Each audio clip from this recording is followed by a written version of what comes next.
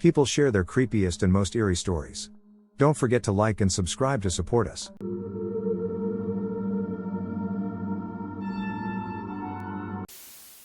My uncle is a general surgeon in Winnipeg, Manitoba, Canada, and one time he told me the creepiest story I've ever heard. He was an intern working in the ER late one night, working with another team of doctors to keep this elderly man alive. He had a surprising amount of hair for a man his age and had big, bushy white eyebrows, but he was on his last legs, slowly dying and holding on to life. The old man was having a very serious heart attack, and the doctors were in a frenzy to assist this man just when another immediate call came in. A couple teenagers were driving around Winnipeg, intoxicated, I'm sure, and they crashed into a guardrail. It was a very serious crash. The driver and person in the shotgun didn't make it, but a girl sitting right behind the driver's seat made it out alive but in critical condition. She was also hanging on to life. The girl rushed into the ER, and my uncle was told to leave his station with the old man because his hopes were dwindling every minute. The moment the girl entered the ER, most of the attention was focused on her. There was a lot of blood. She was losing a lot of blood, my uncle said, and she went into a coma for about 10 minutes. He issued, and within that time he was told to leave the girl. They didn't need him anymore, so he went back to the old man, and he had died. This is where it gets weird. The next day, the girl was in stable condition. It was quite miraculous, he told me. My uncle went to talk to this girl, and for some reason he didn't know why. He just felt like asking her what it was like in the coma, and she told him, it was weird. I was in this vast, open, infinite dark space except for this speck of light far, far away, and as I walked around, I saw an old man sitting on a bench. She went over to him, and all he said to me was that it wasn't my time and to turn around. So I did, and then I woke up in this room to lots of doctors. My uncle was taken aback and then asked what this old man looked like, and she said, he had white hair but big eyebrows. That's all I can really remember. His big white eyebrows. This story has always stuck with me. I'm positive this wasn't a dream because I was talking to someone. I may have been hallucinating from sleep deprivation, but this has never happened to me before or since. I was talking on the phone while in bed when something on my desk fell over. Think it was a cup, it must have been the wind. My blinds were moving around, and I was like, but then I realized my windows weren't open at all, but they were moving as if the wind was pushing and pulling on them. 0.0 what? My TV turns off by itself. Me being the non-believer I am. Must have been the sleep timer. Turn the TV on, my box wasn't working, no cable at the time, just a DTV box. I realized the box was off.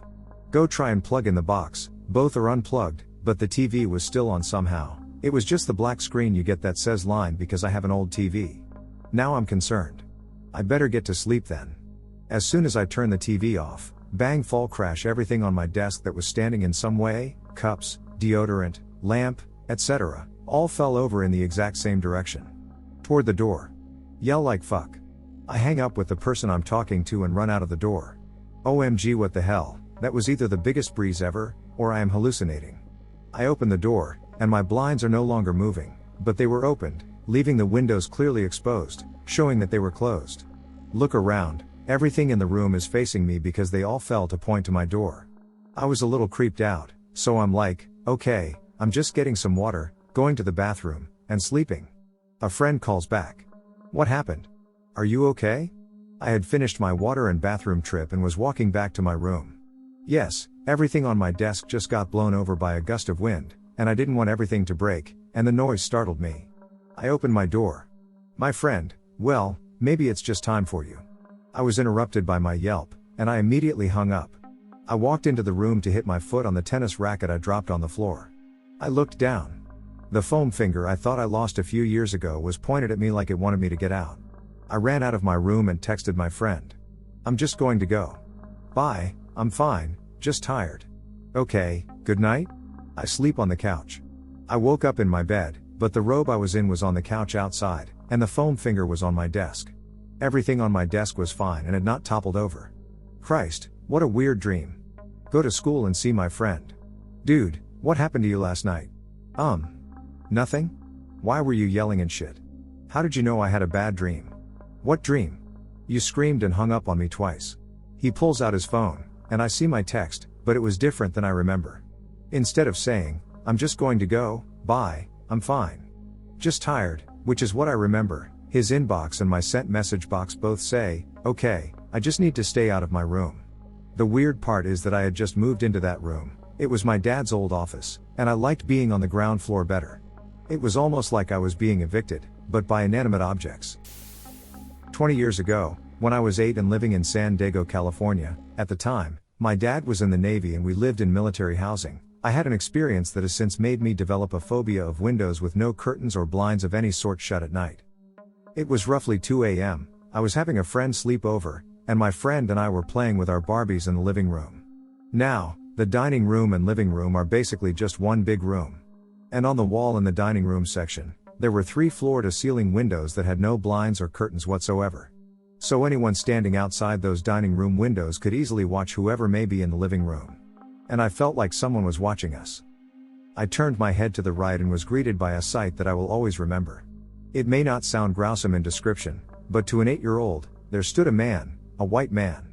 I know this because he was wearing a dark blue, short-sleeved t-shirt that had a pocket on one side of the chest.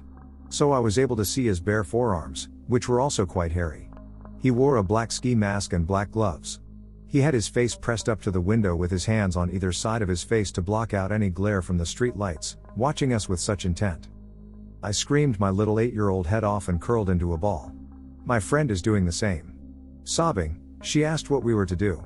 I said that we were going to count to 3 and run upstairs to get my dad. We began counting, but I only made it to 2 and I was hightailing it up those stairs. My friend was hot on my tail. We burst into my dad's room in hysteria, screaming about a man staring at us through the window. He didn't hesitate to jump out of bed and race out to the backyard, where the man would be standing. Of course, by the time my dad got there, the man was gone. Years later, I am retelling this account to my mom. My parents were divorced, but she lived in the area and remembers hearing about a rapist on the loose right about that time in that area. To this day, I am convinced that man was that rapist. I was sitting in the middle of my room. It was an afternoon, and my mom was just outside, talking to my grandma, who lived next door. I was alone, sitting in a chair 8 feet from the TV.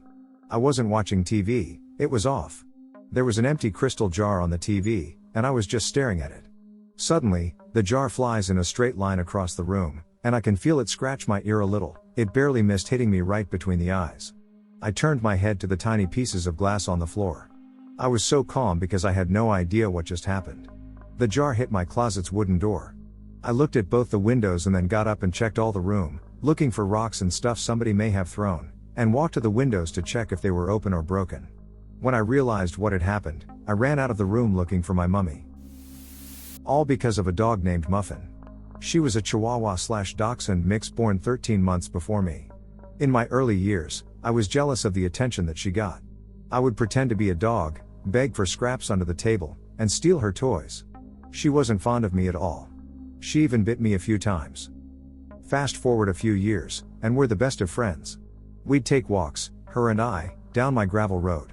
I'd talk to her, probably because I was a lonely child and didn't have too many friends.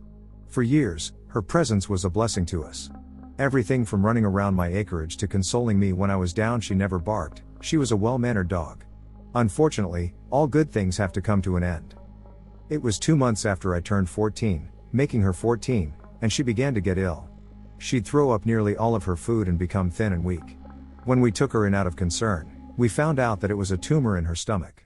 The news was devastating. I felt like I had lost a friend before she had even died.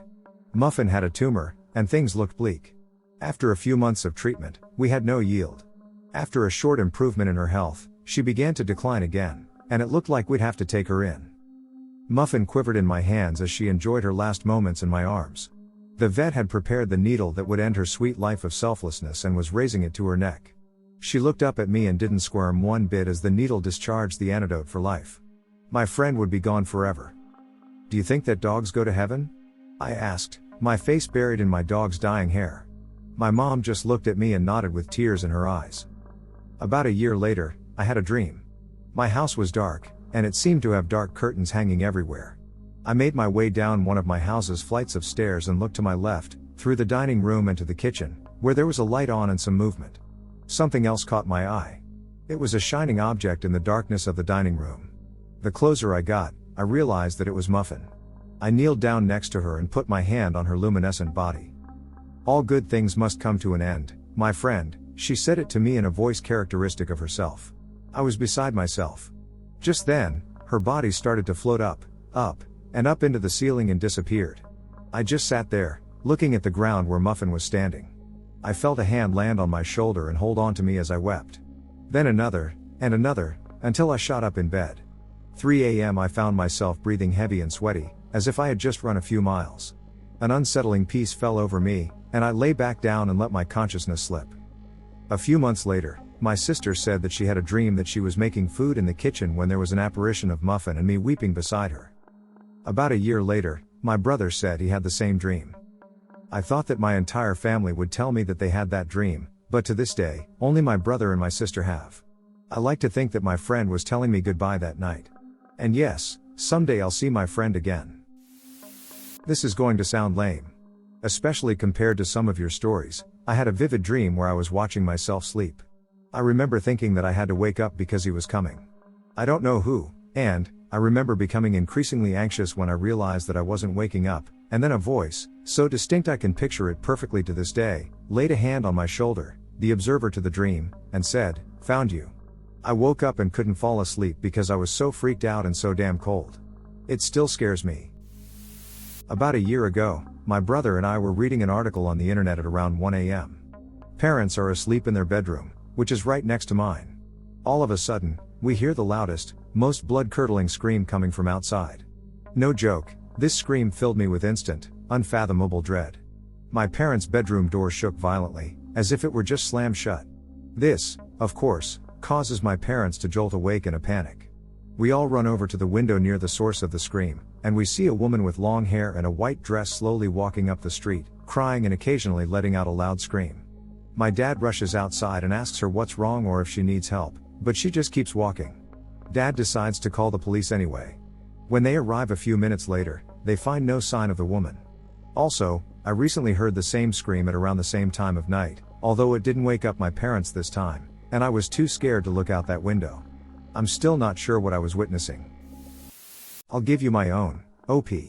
I don't think I can express with words how terrifying it is for me. I am taking deep breaths and trying not to cry. It is all in my head, and I know that, and that makes it worse. This is entirely true, but it's all in my head. When I was a child, I would get the same scared of the dark as every other child did. My big sister, with whom I'm very close, tried to help me with this. We shared a room as children. She'd tell me to think happy thoughts and distract myself. But this one thing she said still sticks with me: the things in the dark only exist if you let them. But what would happen if I let them? I was an imaginative child. I read more than I talked, and I loved fiction. What if I let the things in the dark exist? Like when someone says, "Don't think about elephants." Now that's all you can think about. The more I try not to think about them being there, the fact that I'm trying to block them out is a sure way to prove they're there. I let them exist, and they only exist for me. They don't hurt anyone. They don't hurt me, or they haven't, or I haven't let them. They watch. They just watch, and that's the worst part. Why are they watching? What are they watching for? Why are they watching me? I'm in my room, and it's large and very spacious. I'm facing the wall. There is only one light on, and there's my computer. I feel like I can feel them. Watching me. Cold. They're watching me. They're watching me. But I've let them exist. And they exist in the dark. Do you ever get the sense that someone is watching you? Have you ever felt your stomach drop in terror or fear? Do you ever get an encompassing chill all across your skin when something is just wrong? It's windows at night. It's cracked open doors. Sometimes I can't look behind me because I'm scared. I went to the Mammoth Caves once, in Kentucky. The tour guide talked about how if the old miners' lights went out, they couldn't see anything. Then she turned out the lights. Have you ever experienced true darkness? No external lighting, nothing. Pitch black. That's what it feels like. Cold. Dark. Desolate. I was once in my kitchen. It has a large window. It was dark out. I stood there, back to the fridge, for 20 minutes. I could feel them looking in from the window. I couldn't move, and I couldn't look away from the window. What if I did? Would they come in if I didn't see them? They were just out there. Most of these things are supposed to have a feeling to them. Sinister. Evil. But they're just there. Watching. It fills me with dread. And I know they're only there because I let them be, and that's the worst. If I created them, why can't I control them? They're not there in the daytime. I'll forget about them for days or weeks at a time. But the moment I let them back in, they're there. It's all my fault. The things in the dark are only there because I let them be. Alright, my father and his siblings used to live in a small town in a very old house. The house was pretty big, but to 4-year-old me, it was huge. One of my favorite things to do was break free from my other siblings and just venture out of the house. During my last visit to that house before my grandmother decided to sell it, I started to venture into the house like I normally do. Except this time, I don't remember anything from when I walked up to the stairs and went inside my aunt's old room, where all the bedrooms were, to when I freaked out and ran crying, ending up trapped in a room full of pots and pans. My grandmother is very odd in where she places things and is quite the pack rat. After that, I remember freaking out, pounding on the door, sobbing, and begging to be let out.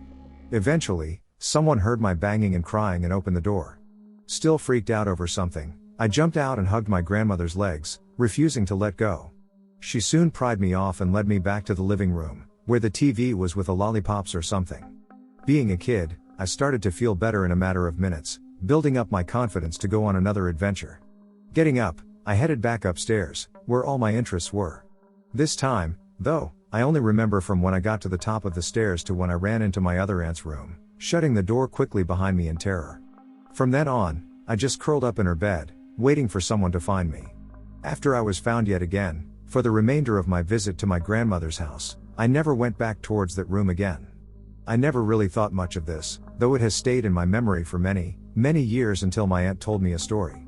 A few years ago, we were in line for a new amusement park ride when I got bored and asked her if she had any interesting ghost stories, since that was the theme of the ride. She instantly seemed amused, said she did, and told me how one day, when she was younger, she was in her room alone on her bed. It was a pretty normal day, and it was getting pretty late. All of a sudden, she saw this young girl wearing a typical Amish dress just staring at her. She said how this freaked her out, and she had a sort of jealous or angry look toward her. Being completely terrified, she hid under the sheets and just closed her eyes, hoping it would be gone when she opened them later. After that night, she thought it was just her tired mind playing tricks on her and ignored it as much as she could.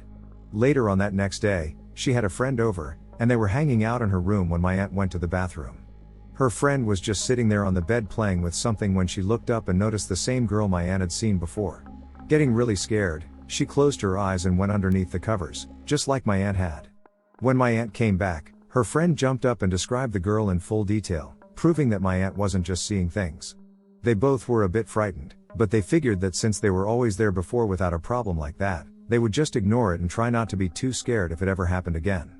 This story got me thinking a bit and wondering what happened in that small blank in my memory of that one adventure. I work overnights at a hotel in Minnesota. And in Minnesota, we have something called the zombie bar crawl, where people dress up like zombies and just bar hop, basically. My hotel happens to be located right by a bar and is frequently a last stop for these types of events. So I get to work at 11, and it was dead quiet, nobody, maybe 2 to 3 rooms filled total, no noise, no phone calls, no life, and I work by myself. So naturally, I decided to watch some zombie movies, and I wasn't scared, but I admit it was spooky. Then, at about 2:30, half an hour after most bars close, as I'm doing some rounds around the outside of the building, I see maybe 20 to 25 zombies headed my way. So here I am, nobody around, middle of the night, pitch black, outside by a dumpster, and I see 20 zombies come over the hill that connects to the bar parking lot, all groaning and making indiscernible noises. I mumble OSHT to myself and hightail it back inside, because it never for one fucking second hit me that it was zombie pub crawl day. So I go behind the counter and wait for SHT to go down. My eyes are constantly changing from the security monitor to my surroundings. Unfortunately, as I was looking down one of the hallways, one of the zombies had come in through the front door and snuck up behind me. She asked me for a room, and that was pretty much it. I don't believe in ghosts, so no spooky ghost stories. Like I said, I don't speak easy, but the conditions were fucking perfect for that shit to happen. This happened to a friend of mine, but I believe her 100%. She has always been a pretty serious, sober person, never the attention-getter type, etc., so when she told me this, I was pretty shocked. She was at her family cabin on a lake in Wisconsin on vacation. Sometime in the late morning, someone rolled her over and tried to wake her up, whispering her name several times. When she woke up later in the afternoon, her family had just gotten back from a fishing trip, gone all morning and afternoon without having woken her before leaving. As they were on a fishing trip, they were all on the boat, so it would have been impossible for anyone to have gone back to the cabin unnoticed, and all of them were baffled when she asked who woke up, as well as extremely worried. She certainly could have dreamed it in the partial awake/partial sleep mode, but it still creeps me out to this day. My girlfriend has a history throughout her life of coming into encounters of the paranormal kind. I've heard several stories of the things she's seen and experienced, and it really caught my interest. I live in a sectional apartment. I guess they're called. It's like an ordinary 2-story house, but it's connected to other similar ones. Anyway, before moving here, the previous owner had been murdered. She came home from work, and as she entered the house, 2 masked men came in behind her looking to rob the place, brought her down to the basement, and shot her. Her name was Margaret. Fast forward to me living here. I was Skyping my girlfriend one night, and I had moved my webcam to put it at a better angle. After doing so, my girlfriend grew quiet. She had a serious look on her face and sent me a text. I saw her. Saw who? I said. Margaret, I said. Where? What did she look like? She told me she was over by my door and that she was a rather thick woman with long brunette hair and green eyes. Mind you, none of us have seen what she looks like. My girlfriend knows even less than I do, and I live here, and I don't even know the woman's last name. We did some research the next day, and I looked up my address with the word murder. A news article came up, and we clicked on it. Sure enough, there was a picture of Margaret. A thick, brunette, green-eyed woman. I was never so taken back in my life. It doesn't scare me or creep me out. It was just mind-blowing, because I know my girlfriend has never seen what this woman looked like. She barely knew the whole story of the murder. One night, when I was about 10, I woke up in the middle of the night with the feeling that someone was watching me. Half asleep, I half opened my eyes. Then, as my eyes adjusted to the light, I saw the dark outline of someone sitting on the fence by my window, at the side of the house, and the red or orange of their cigarette in their mouth. It scared the shit out of me. I didn't know what to do. I thought if I reacted, it might spook him into doing something, so I just closed my eyes and hoped for the best until I fell asleep. I told my parents in the morning, and we went around to the side of the house where my window is to find about 40 to 50 cigarette butts. The guy must have been sitting there watching me for hours. We called the cops, and they already knew who it was. They had been looking for him for a few days after creeping around other local houses. I think they arrested him the next day. A haunted house story, all true. While in college in Greenville, North Carolina, in 1979, I rented a room in an old, musty, beat-up house with 2 other guys. None of us had known each other before renting out rooms. The house had 6 bedrooms, 3 downstairs and 3 upstairs. The 3 of us all stayed in the downstairs rooms. At night, when you looked up the staircase, all you could see was darkness. The upstairs rooms were jammed with furniture, you could hardly get into them. I was home alone one night, and as I was going past the staircase, I got this weird feeling on the back of my neck. I turned and saw nothing. Then I looked up the stairs into the darkness. It looked like there was a girl in a nightgown staring down at me. I blinked, and she just stood there. I scurried into the lighted living room and tried to pretend I hadn't seen what I knew I had seen. A couple of nights later, I'm sitting in the living room with one of my housemates, and our third housemate walks in the room and says, "Guys, I just walked past the staircase, and I would swear I saw a girl in a nightgown staring down." My mouth went dry instantly. My other housemate said whenever he walked past the steps, he got this cold, creepy feeling like something was upstairs and he was afraid to look. So we got flashlights and decided to go up the stairs. We poked around and found nothing. A couple of weeks later, we're sitting on the front porch, and an old man, a neighbor, walks by with his dog and chats with us. He asks us if we have seen anything unusual in the house, and before my housemates can say anything, I ask him, "Why are you asking?" He tells us that about 20 years ago, a young girl was murdered in her sleep in an upstairs bedroom. Ever since, the house sat vacant and empty until it was sold to the new owner, a 50-ish guy who bought houses around town and rented them out to students, and then the 3 of us came along and rented the place. People in the neighborhood got a creepy feeling going past the house, and some people swore they could see the young girl, in her nightgown, staring out an upstairs window. The man told us he had met the girl. She used to sit out on the front porch like we often did, and she told him she felt uncomfortable at the house and wanted to move as soon as possible. Her parents went into her room one morning to wake her up and found her stabbed to death. The police could never find out who killed her. Her parents moved away right after. Fast forward about 25 years, I'm married with kids, we're passing through Greenville, and I tell my family, "Hey, let's check out this house where I lived for a semester in college." We drove to the site, and the house had been torn down. You couldn't even tell a house had ever been there. I've seen plenty of weird things over the years, but most of what's happened has been that sort of wake up in the dead of night, see something weird set up where there's no strict way of saying that it wasn't just a vivid dream. The one thing that stuck with me is something that happened when I was around 10 years old, 20 now, living in an old house in Connecticut.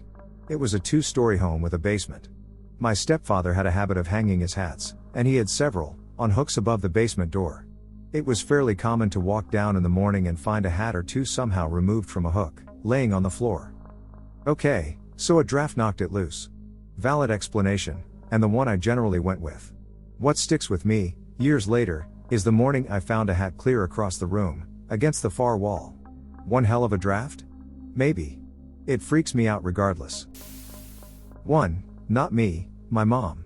We had just moved to a new house maybe a few weeks earlier, and nothing out of the ordinary had happened yet, though we had some stuff happen in later years that I have a more first-hand account of. My brother and I were at daycare for the day. So my mom decided to go grocery shopping, and she comes home and starts unpacking when she begins to hear a baby crying. My brother was only a year old, and I was about 3, so without thinking, she assumed that it was one of us and went down the hall to our rooms. While she was checking my brother's room, she heard a crash from the kitchen.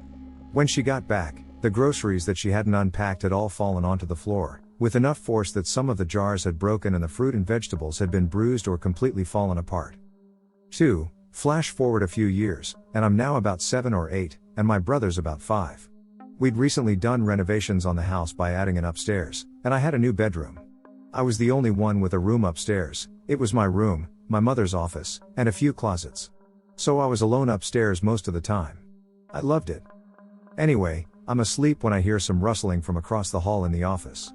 My mother is the type of person who follows a strict schedule and is always in bed by 10, and I am naturally curious about what is happening across the hall in the middle of the night.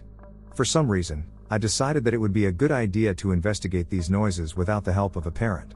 While I'm walking down the hall, I can hear the noises getting louder and more urgent, but when I open the door, they stop completely, but I still have that weird feeling like somebody else is in the room.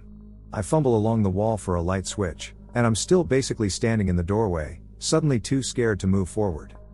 I feel like cold and moist air is brushing against my side. I guess the best way to describe it would be cold steam? I know that sounds oxymoronic, but that's what it felt like. I feel something brush up against my side, not like an actual person or thing but like a bit of heavy clothing, and then it's gone. Though I had been absolutely petrified while all of this was going on, the second it was over, I felt this cold sense of relief or vindication. Like when you hear of somebody getting exactly what they deserve, even though you don't know them and aren't involved in any way. I don't think it was my emotions. I hear some footsteps on the stairs and get really freaked out again, but it ends up just being my dad checking to see if I'm alright. Apparently they'd heard some noises from upstairs as well, not the rustling but more like bangs and muted voices. I don't remember any of that, and I didn't say anything or move while I was in the office. I ended up sleeping with them that night.